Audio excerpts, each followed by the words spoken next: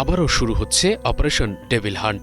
জাতীয় নির্বাচনে শান্তিপূর্ণ পরিবেশ, আইনশৃঙ্খলা পরিস্থিতি নিয়ন্ত্রণ ও ফ্যাসিস্ট টেরোরিস্টদের দমনের উদ্দেশ্যে অপারেশন ডেভিল হান্ট ফেজ 2 চালু করা হবে বলে জানিয়েছেন স্বরাষ্ট্র উপদেষ্টা লেফটেন্যান্ট জেনারেল অবসরপ্রাপ্ত জাহাঙ্গীর আলম চৌধুরী।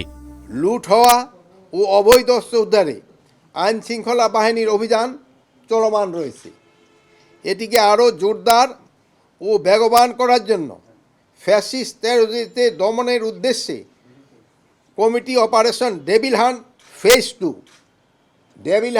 ফেজ 2 অবিলম্বে চালু করার সিদ্ধান্ত গ্রহণ করা হয়েছে।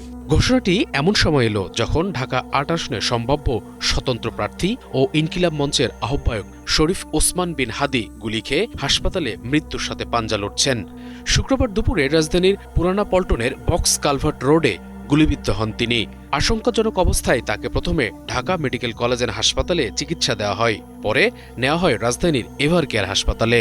ওসমান হাদি শুধু একজনই হয়, আমার ভাইয়ের কোনো রিপ্লেসমেন্ট হয় না। আমি আমার ভাইয়ের কোনো রিপ্লেসমেন্ট চাইও না। আমার ভাইকে আমি শুধু ফেরত চাই।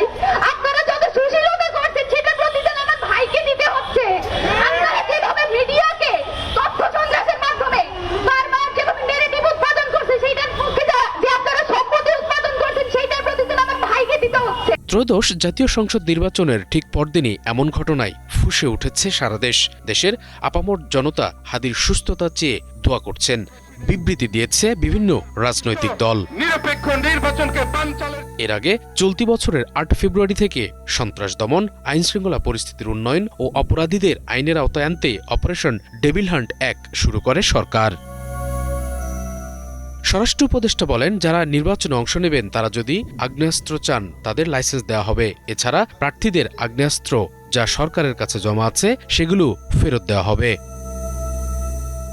এদিকে বিএনপির ভারপ্রাপ্ত চেয়ারম্যান তারেক রহমান ফিরছেন ২৫ ডিসেম্বর। এমন পরিস্থিতিতে তার নিরাপত্তায় বিন্দুমাত্র ছাড় নয় বলে জানান স্বরাষ্ট্র উপদেষ্টা। সব মিলিয়ে নির্বাচন পূর্ববর্তী বাস্তবতায় দেশের আইনশৃঙ্খলা পরিস্থিতি এখন বড় চ্যালেঞ্জের মুখে। অপারেশন ডেভিল হান্ট ফেজ 2 সেই চ্যালেঞ্জ মোকাবেলায় সরকারের কঠোর অবস্থানেরই প্রতিফলন। আহত শরীফ ওসমান বিন হাদির দ্রুত সুস্থতা কামনা ও অপরাধীদের বিচারের দাবি জানাচ্ছে সাধারণ জনগণ।